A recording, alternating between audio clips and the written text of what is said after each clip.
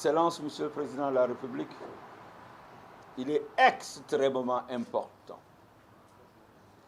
que nous renoncions à cette ferveur qui semble nous habiter lorsqu'en des moments comme celui-ci, nous sommes beaucoup plus poussés par la chicotte que par l'écoute.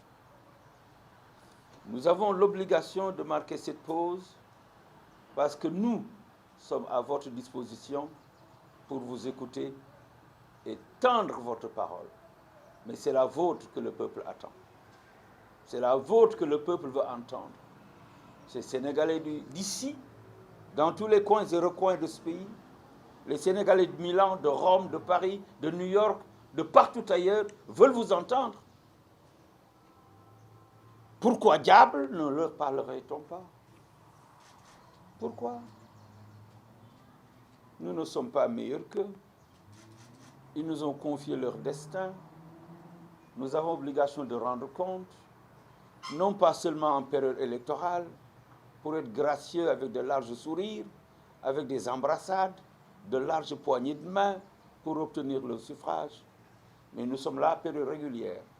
Lorsque les secousses font tanguer le navire, que nous puissions redresser la barre et rendre compte. De demander un peu plus de calme et de sérénité, un peu plus d'écoute. Oui, la litanie de vos réalisations est énorme. Elle ne finit pas. Mais un seul grain dans la machine pourrait faire dérailler celle-ci. Et nous n'en sommes pas loin. Vous avez cette capacité, moi qui vous ai pratiqué, de pouvoir vous faire entendre et vous faire écouter. Faites-le avant qu'il ne soit trop tard. Ce pays nous appartient en partage et j'ai pris mes responsabilités sans avoir été actionné par qui que ce soit pour m'adresser à mon pays.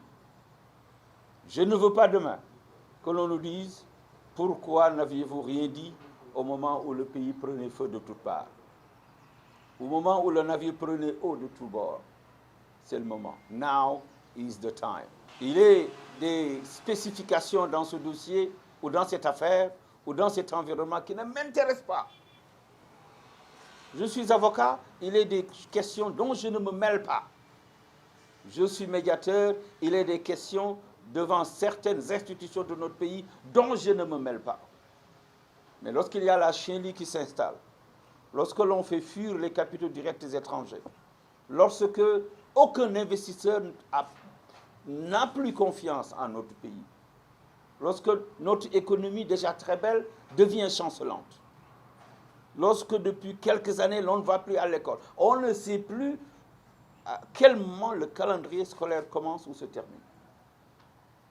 Nos médecins et notre personnel médical s'époumonnent depuis plus d'une année à nous sortir de cette pandémie, avec succès d'ailleurs. Je leur tire mon chapeau et les félicite. Et ils ont déserté leur domicile. Et qu'est-ce qu'ils ont reçu en échange? Aux premières heures de l'état d'urgence, c'était des coups de chicotte, parce qu'ils n'avaient pas de véhicule.